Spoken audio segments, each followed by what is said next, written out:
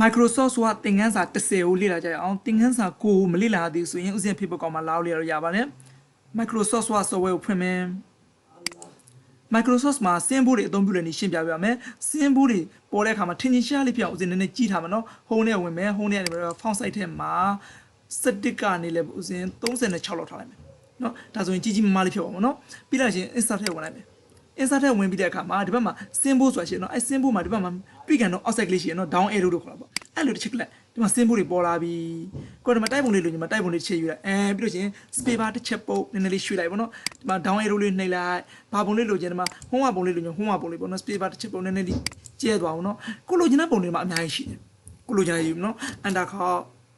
်ကိုကအကယ်၍ပေါ့နော်ဒီမှာပြထားလဲဒီပုံလေးမှာခုသူပြထားလဲပုံလေးတွေမကဘူးအခြားပုံတွေထက်လိုချင်သေးတယ်ဆိုလို့ရှိရင်အောက်မှာ more symbol ဆိုတာရှင်နော်အဲ့ကောင်တစ်ချက်လိုက်ပါဟောဒီမှာအများကြီးရှိတယ်နော်ဒီအပေါ်မှာ font လေ font ဆိုတဲ့နေရာမှာဥစဉ်ယူရရတယ်ဥစဉ်ဒီမှာ weather ကိုတစ်ချက်ယူလိုက်မယ် weather ဆိုရာသီဥတုနဲ့ပတ်သက်တဲ့ပုံတွေပေါ်လာမှာပေါ့နော်မိုးရွာနေတဲ့ပုံလေးကို select မှတ်လိုက်ကိုတို့ပြပြလေးဖြစ်သွားပြီပြလေးဖြစ်ကောင်အောက်မှာ insert ဆိုတစ်ချက်လိုက်ဟောမိုးရွာတဲ့ပုံတွေထွက်လာပြီနော်ဒီမှာနေပူတဲ့ပုံလေးဆိုနေပူတဲ့ပုံတွေချက်ဒီမှာ select မှတ်ပြပြလေးဖြစ်သွားအောင်အောက်မှာ insert ကိုတစ်ချက်နေလိုက်ဒီမှာအများကြီးပုံတွေမှာသူစိတ်ကြိုက်ကိုလိုချင်တာလုပ်လို့ရတယ်ပေါ့နော်များသောဖြင့်သင်္ကေတတွေအများဆုံးရှိတဲ့ဖောင်ကတော့ wording ဖောင်ပေါ့နော်အဲကြောင့်ဥစဉ်တို့ဒီဖောင်ထဲမှာ wording လို့ရေးလိုက်မယ် WEBDING wording ပေါ့နော်ပြန်လဲ enter ခေါ်လိုက်wording နဲ့ပတ်သက်တာတွေမှာအများကြီးထွက်လာတယ်နော်အဲ့ဒီမှာကိုယ်ဘယ်ပုံလေးလိုချင်တယ်ဒီမှာဆိုကြပါစို့ဥစဉ်ကဒီနရွက်ပုံလေးလိုချင်မှာနရွက်ပုံလေး select မှာလာပြီး insert ကိုအောက်မှာနရွက်ပုံလေးလို့ပေါ်လာမှာနော်ကိုကအသုံးအများဆုံးပုံပေါ့နော်ဒီမှာဥစဉ်ဒီ fair ပုံလေးအသုံးများတယ်ခဏခဏဒီ feature ပုံတွေသုံးမယ်ဆိုလို့ချင်းအဲ့ feature ပုံတွေ select မှလိုက် select မှလဲပြီးအောက်မှာ shortcut key ဆိုရှင်เนาะအဲ့ဒီ shortcut key ကို check လိုက်ပါခုလိုဘောက်ကလေးပေါ်လာတယ်ဒီမှာ shortcut မှာ pass new shortcut ဆိုရှင်เนาะအဲ့ pass new shortcut key တဲ့မှာကိုထည့်ချင်တဲ့ကဏ္ဍထည့်လို့ရတယ်ဥစဉ်ကလောလောကူပဲ keyboard နဲ့ control ရဲ့ number 5ကတွဲနေလိုက်မယ် control နဲ့ 5ဒီမှာ control 5စာ control 10 control order 1ကြိုက်တယ်လို့ဒီထည့်လို့ရတယ်เนาะကိုကြိုက်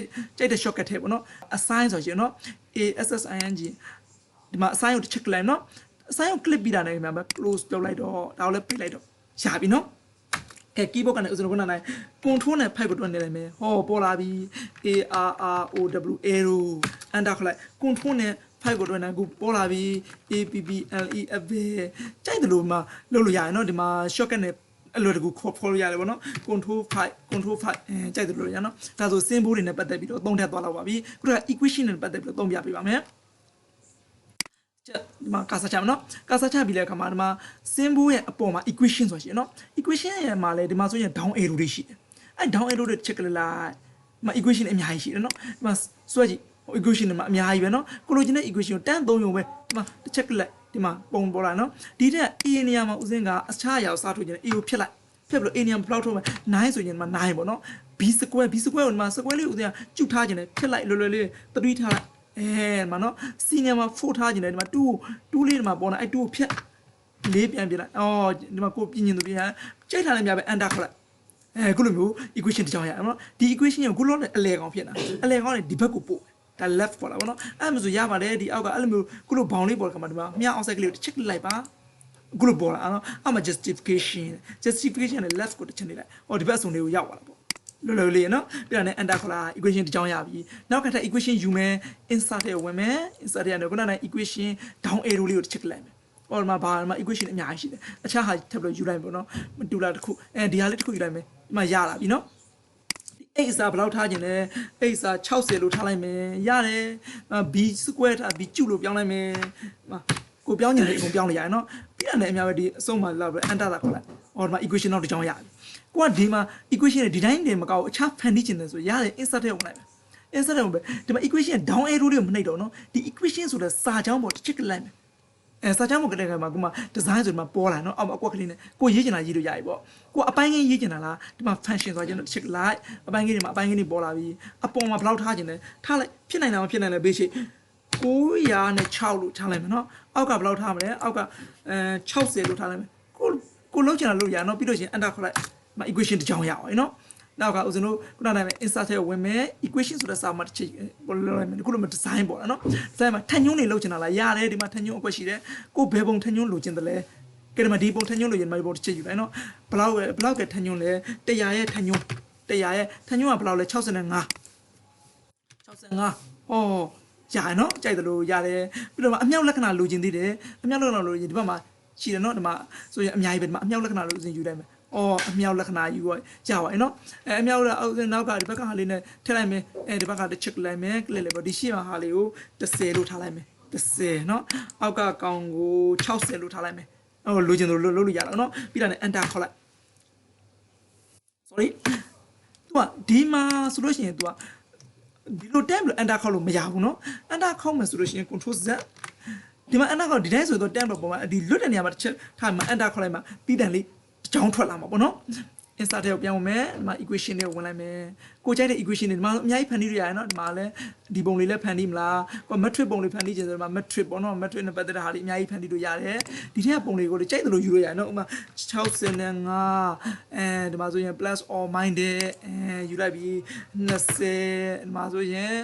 ်ကြိုက်တဲ့သင်္ကေတလေးဒီမှာအများကြီးယူလို့ရနော်အစားလက္ခဏာကိုလိုချင်တာယူလို့ရနော်ဒီမှာအပိုင်းကိန်းတွေပုံစံအပိုင်းကိန်းကိုစောင်းစောင်းလေးလိုချင်လို့စောင်းစောင်းလေးရပါတယ်20အောက်ကနေပြီးတော့10ကြိုက်တယ်လို့အပိုင်းကနေလည်းယူရရနော်ပြီးတာနဲ့ဒီကျအန်တာကူတိုင်းသွားမခေါင်းနဲ့နော်ဒီအဆုံးမှာတစ်ချက်ဒီလိုမျိုးရှာကလိုများအပြည့်ရှိကမှာအန်တာတစ်ချက်ခေါက်လိုက်နော် equation တွေဒါမျိုးဆိုရင်ကိုစိတ်ကြိုက်ဖန်တီးလို့ရပါတယ်ဘယ်လိုဆို equation တွေအားလုံးဖန်တီးတတ်သွားတော့ပါပြီခုက draw get လုပ်တဲ့နည်းကိုရှင်းပြပြပါမယ် draw get လုပ်ဖို့အတွက်ဦးဇင်းတို့လွယ်လွယ်ကူပဲညီများခြင်း run ဆိုတဲ့ဝင်စာစာပိုက်တစ်ပိုက်ထဲကိုစာချောင်းကြီးကဘယ်နှချောင်းလောက်ယူမလဲဆိုရင်15ချောင်းလောက်ယူလိုက်မယ်နော်15ချောင်းဝင်ပေး enter ခေါက်လိုက်စာပိုက်တစ်ပိုက်ထဲစာချောင်း15ချောင်းအဲ့ဒီမှာဒီရှေ့တော့ဘွေလေးပေါ့နော်အဲ့ဒီဘွေလေးကိုကြီးကြီးလေးဖြစ်စေခြင်းအဲ့ဒီဘွေကိုဆက်လက်မှတ်လိုက်ကိုဘူးလေးဆက်လက်မှတ်ပြီးကမှ insert ထဲဝင်လဲပြီးရော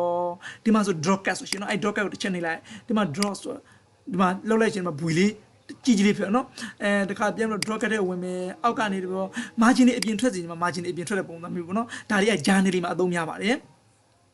draw cat ထဲပြောင်းမယ်ကိုကဒီပုံလေးတွေမလိုချင်ဘူးအခြားထပ်လိုချင်လို့ရှိရင်အောက်မှာ draw cat option ဆိုရှင်နော်အဲ့ဒါ check လိုက်ကိုလို draw cat option တွေပေါ်လာတယ်ဒီမှာ draw cat option နော်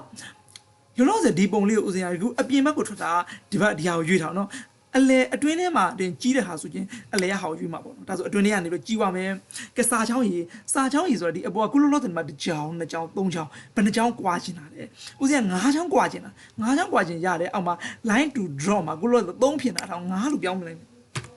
ဒါဆိုရင်9ချောင်းကွာသွားမယ်နော်အောက်မှာ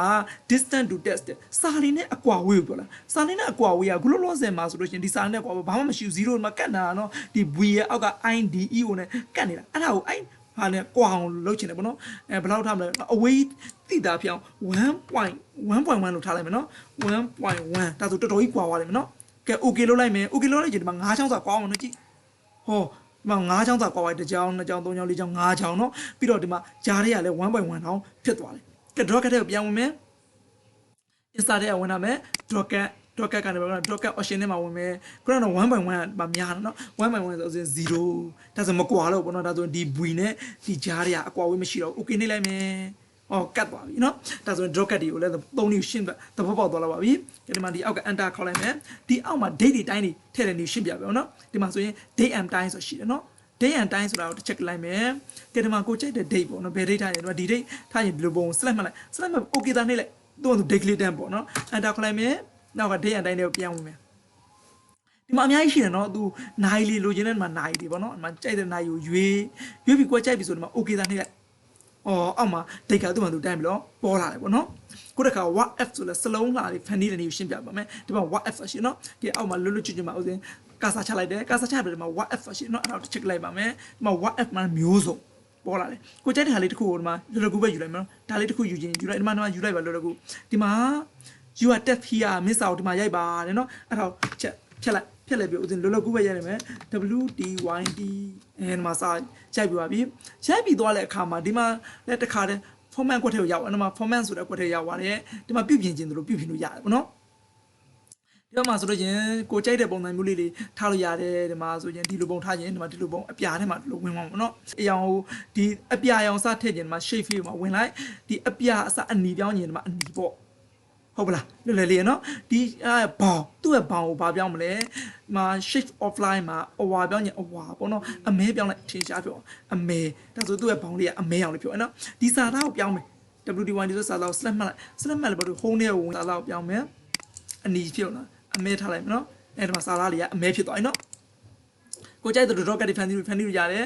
ခုနက format နဲ့ပြန်ဝင် format နဲ့ပြန်ဝင်လဲပြီးတော့ဒီ shape effect တွေမှာလည်းကြိုက်တယ်လို့ထပ်ဖန်တီးရတယ်ကဘယ်လိုပုံလေးဖန်တီးခြင်းလဲဟုတ်တာမဟုတ်တာဘေးချိတ်ပေါ့နော်ဒီမှာကိုထားချင်တဲ့ဟာလေးတစ်ခုထားလိုက်ပေါ့ဒီပုံလေးထန်တယ်ဒီမှာဒီလိုစောင်းလေးဖြစ်သွားပြီနော်ဒီစောင်းဖြစ်မှာဒီဟာလေးကိုဒီမှာစောင်းကျင်တယ်ဆိုရင်ဒီမှာဒီလိုလေးတွေလည်းလုပ်လို့ရသေးတယ်နော်ဒါလေးကိုရွှေ့မယ်ဆိုရင်တခါဒီမှာဒီဟာလေးကိုရွှေ့လို့မရတော့ကျင်တော့ check လိုက် front of depth ပေါ့နော်အဲ့ဒါကိုရွေးထားမယ်ရွေးထားပြီးတဲ့အခါမှာတော့ဒါလေးကိုကြိုက်တယ်လို့ရွှေ့လို့ရပြီဒီမှာဒီညောင်ရွှေ့ခြင်းဒီမှာရွှေ့ဒီလိုရှုရအောင်နော်နောက် docker တစ်ခုဖန်တီးမယ်ကာစာချက်ပြီးတဲ့အခါမှာ insert ကိုဝင်ဒီမှာ wf နော် wf ထဲမှာကိုကြိုက်တဲ့ပုံလေးဒီမှာတစ်ခုဖန်တီးလိုက်ဒီမှာ tab here မှာကိုရေးချင်တာရေးတာအကုန်လုံး slash map ပဲဖြတ် wdyp ရေးလိုက်နော်ရေးပြီးတော့လဲခုနအတိုင်းပဲဦးဇင်းတို့ဖန်တီးမယ်ဒီတိုင်းလေးပဲဖန်တီးခြင်းဆိုရဒီမှာဒီတိုင်းလေးပဲမရွှေ့ခြင်းတဲ့နေရာရွှေ့ပေါ့နော်ဒါဆိုရင် wf တွေကိုအသုံးပြုတဲ့နေရာကိုလည်းသဘောပေါက်သွားတော့ပါပြီဒီနေ့သင်ခန်းစာ10ကိုလို့ဒီမှာပဲနားလိုက်ပါမယ်နောက်နေ့ကျမှပဲသင်ခန်းစာ7ကိုဆက်လက်ရှင်းပြပေးပါမယ်